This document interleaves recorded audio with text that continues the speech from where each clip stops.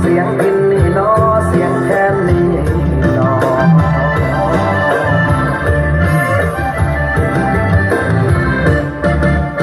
โอ้ยมันสุขใจแสนเมื่อได้ฟังเสียงแคนไพเราะเป่ามาเสียงแคนเหมือนเป็นสัญญาตอนอ้ายจากมาว่าอย่าลืมนกกระ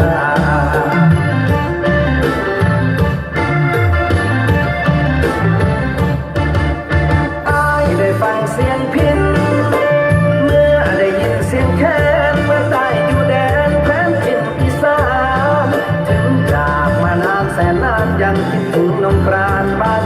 ฟังโอ้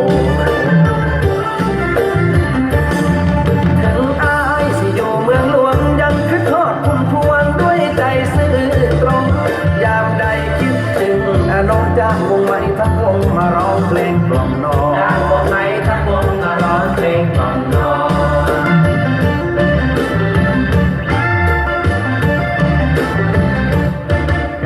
จำเสียงพี่ได้ไหมจำเสียงอ้ายได้บ่เสียงไผ่นอสั่งมาดังวอนวอนเสียงนี้คือพี่ไม่พี่รมพรที่เคยกล่อมน้องนอนจนฟ้าแจ้งจางตาจางปางฟ้าแจ้งจางปางนอนกะสร้างเจ้าบ่นอนกะสร้างยังน้อมนั่งเฝ้าตนเจ้ากะไลยุ่งนั่งขัน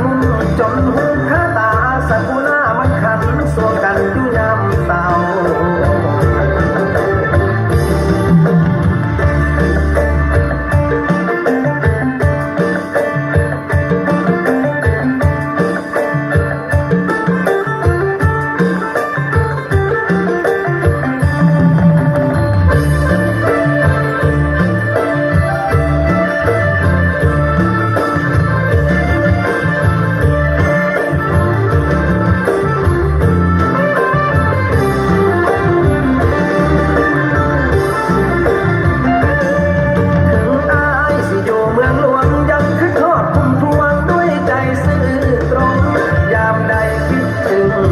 จ้างวงใหม่ทั้งวงมาร้องเพลงกล่อมน้องจ้างวงใหม่ทั้งวงมาร้องเพลงกล่อมน้อง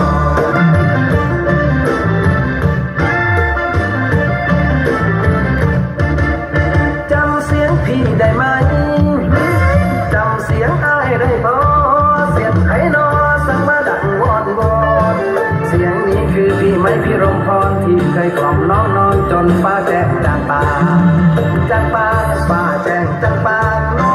กะสร้างเจ้า